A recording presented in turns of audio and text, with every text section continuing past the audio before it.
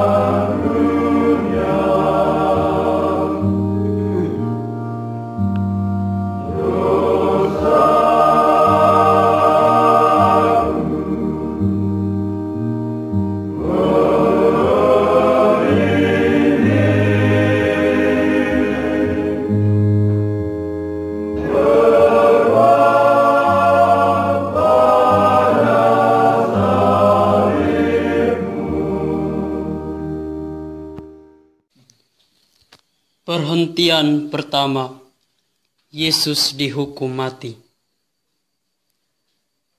Kembali pada kisahnya. Kisah tragis di balik tembok-tembok tua pada sela-sela waktu yang rapuh. Kisah tentang manusia yang berani menghukum Tuhan. Kisah tentang manusia yang berani melawan Tuhan. Apa dasarnya? Dasar mereka menghukumnya? Takut.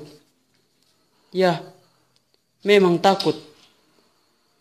Sang pemimpin takut kehilangan simpati rakyat, maka ia tak kuat mempertahankan kebenaran. Para kaum barbar yang berkamuflase pada jubah, takut guru Galilea itu akan merebut tempat mereka. Maka mereka bersikeras dan bernafsu untuk membunuhnya. Lantas, kemana orang-orang yang mengeluh-elukannya? Mengapa mereka tak bersuara untuk membantunya? Kemana perginya mereka semua? Hanya satu jawaban. Mereka takut. Mereka takut akan dihukum pula, maka mereka bersembunyi dalam teriakan, "Salibkan dia!" Sang guru begitu tenang, mengikuti tanpa protes, walau ia tak bersalah, menyiratkan rasa sabar. Dan dengan lembut ia berkata, "Aku siap, Bapa."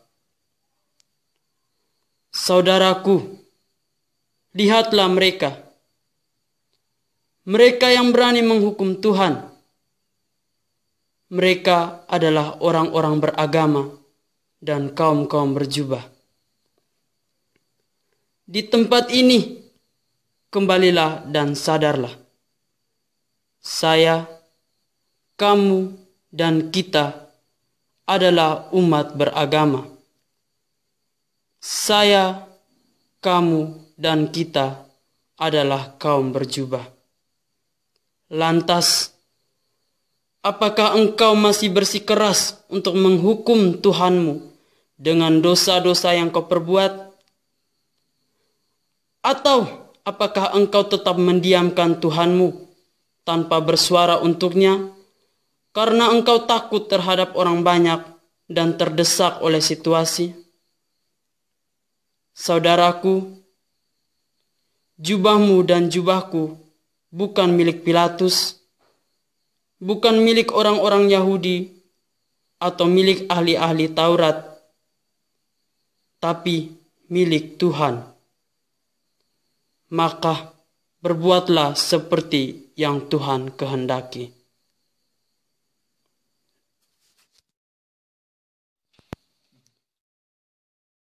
Kasihanilah kami ya Tuhan, kasihanilah kami.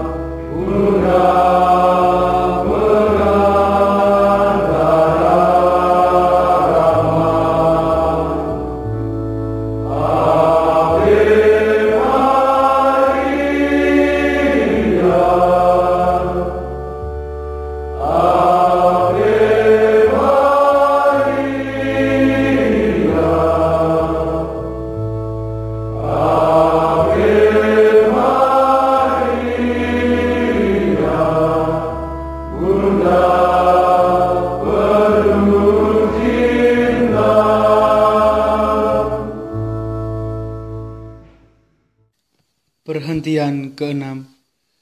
Veronika mengusapi wajah Yesus.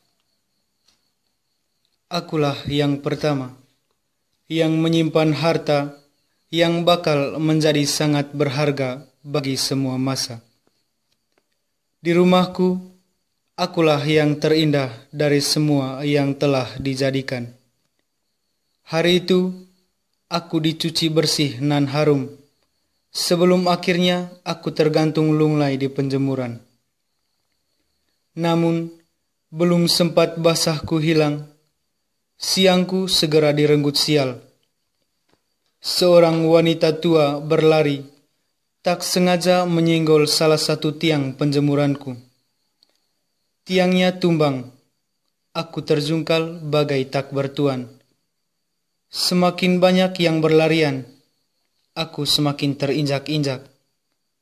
Lalu wanita yang menenunku datang, mengangkatku dari tanah, membersihkan sejenak debu-debuku, sebelum akhirnya ikut berlari dan menerobos kerumunan orang banyak. Kami berdiri di pinggir sebuah jalan. Hari ini terlihat ramai sekali. Berbisik dengan sapu tangan seorang wanita yang berdiri di samping wanita penenunku, tahulah aku bahwa hari ini akan ada penyalipan penjahat baru. Hal yang lumrah. Tapi lihatlah, wanita penenunku menangis terisak kali ini. Ada apa dengan penjahat baru kali ini? Wanita penenunku telah mencintai orang yang salah. Kali ini, ia juga berlari ke tengah jalan, menghadang pria dengan salibnya itu, mendekatkan aku pada wajahnya, lalu menempelkan aku rekat pada rupa pria itu.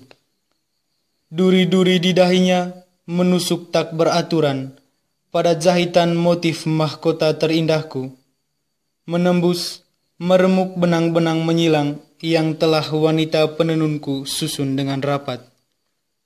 Tak perlu kubimbang, indahku telah tiada.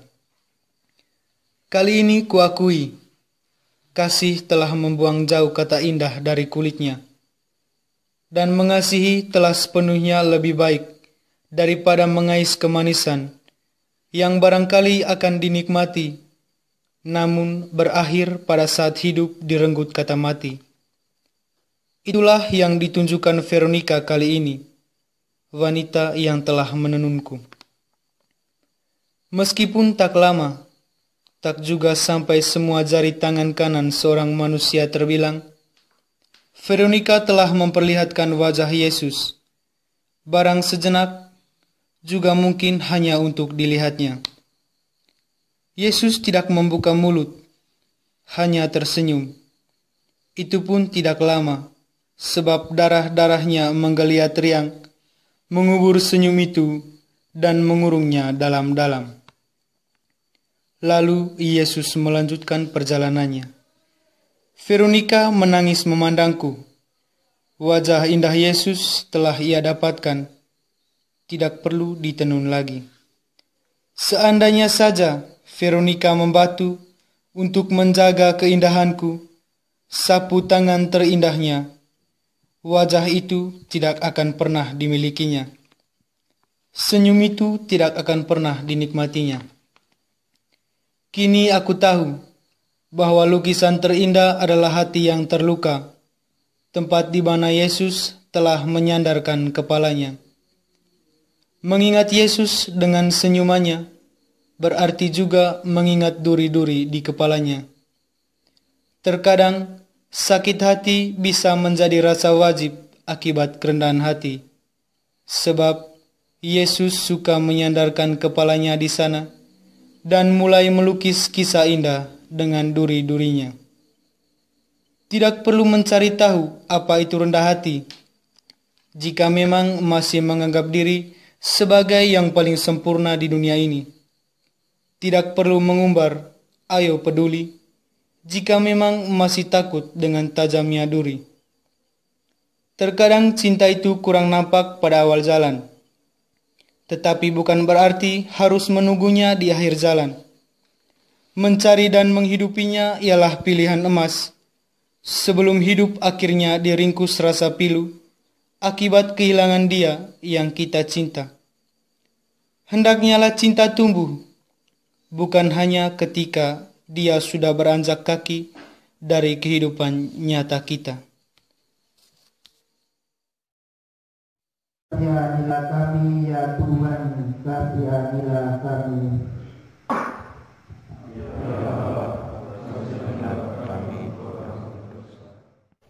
Perhentian ke-9. Yesus jatuh ketiga kalinya di bawah salib. Eli, jatuhmu tak sebanding, pilu tak selaras, tak searah jalanku.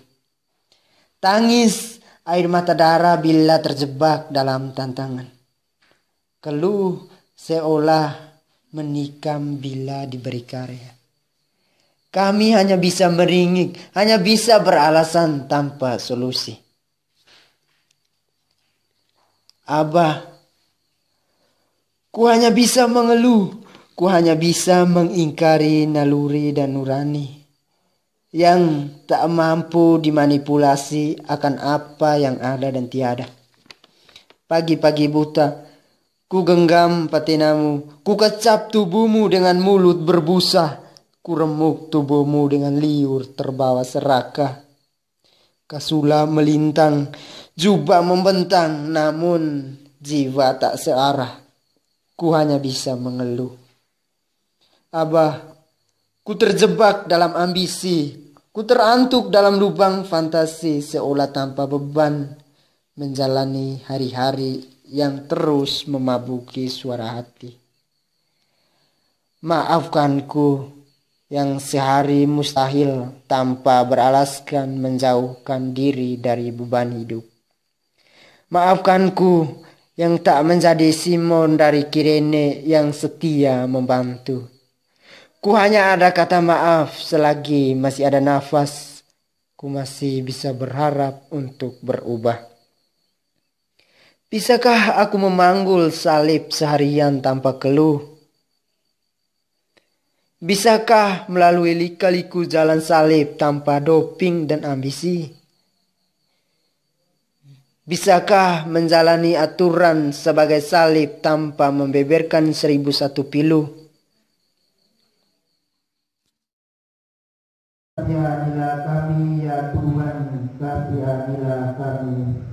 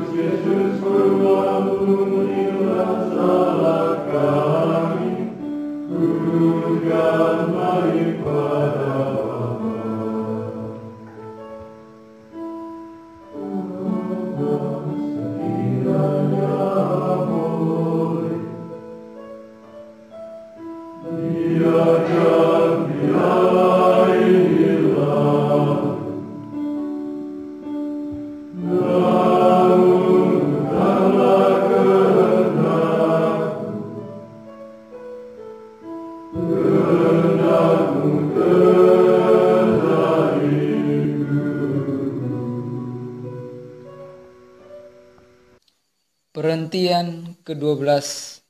Yesus wafat di kayu salib. Golgota, Golgota.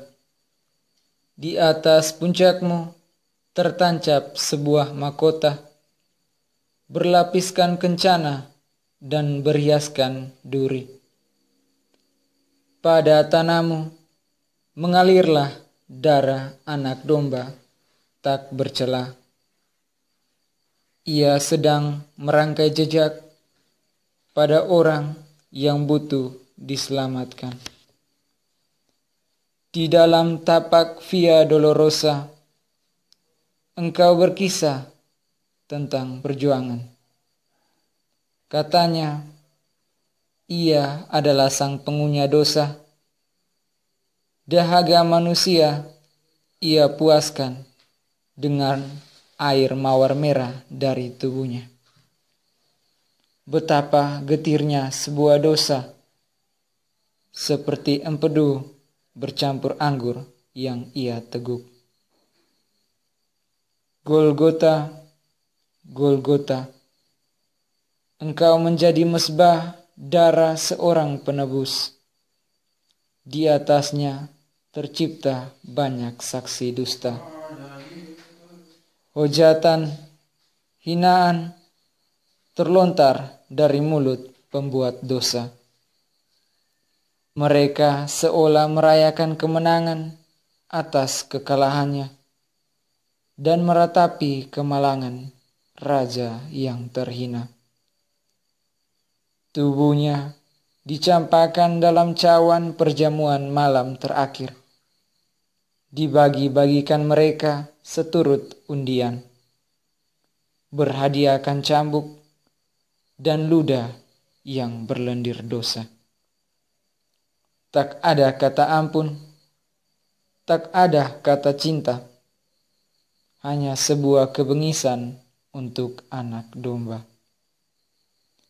Ia digiring tak pantas, ia diinjak mencium debu, bertekuk lutut melayani, sebab firman-Nya, aku datang bukan untuk dilayani, tapi untuk melayani. Sebab itulah ia menderita. Darah semakin mengalir pedih, mengangah sebait luka pada lembar cintanya. Betapa kerinduan ini menanti kesetiaan. Sebab sungguh kebinasaan sudah waktunya. Telah ia tawarkan kemanisan pada pahitnya penderitaan. Telah ia balut semuanya dalam rajutan kasih Bapa. Siapakah hendak lari minta tolong? Air mata tak cukup untuk membayar. Karena baginya kemuliaan akan menjadi sempurna. Di atas palang penghinaan, sang pengunyah dosa bergantung lesuh dengan suara nyaring berseru, Eli, Eli, lama sabatani. Ya anak domba, sang peneguk dosa, engkau berpasrah tak berdaya. Dikala kematian mendendangkan lagu duka, kali ini hinaan menjadi melodi kepergianmu. Senandung wafatmu tercipta dalam kata, sudah selesai. Yesus Tuhan, dikala pijakan kakimu menyangga salib, kami malah menindismu dengan penghinaan, serta makian terhadap sesama. Dikala darahmu mengucur deras, lidah kami menada, menyeruput segelas kemenangan atas deritamu. Kami malah menambah paku pada tangan dan kakimu di tiang salib. Kami malah membuat tanganmu semakin terontang di atas palang penghinaan. Terkadang kami menodai kesetiaanmu dengan tidak patuh pada tugas-tugas kami. Tolonglah kami, ya Tuhan. agar kami mampu memahami arti sebuah pengorbanan, kesetiaan, dan cinta dalam hidup kebersamaan kami. Apakah kita hanya terus melihat saja Dia bergantung di kayu salib? Ataukah membantu meringankan bebannya dengan pola hidup kita yang baik?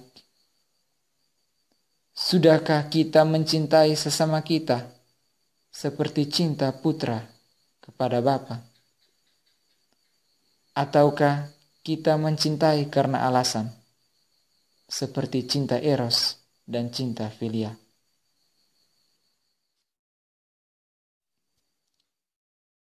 Kasihanilah kami ya Tuhan, kasihanilah kami.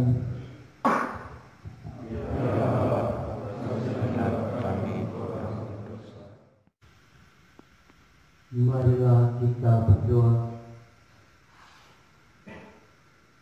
Tuhan Yesus Kristus, kami bersyukur kepadamu karena terang iman yang membimbing kami dalam merenungkan rahasia penderitaan. Olehnya kami semakin dekat padamu. Engkau memang satu dari antara kami. Engkaulah Adam baru yang memulihkan hidup kami.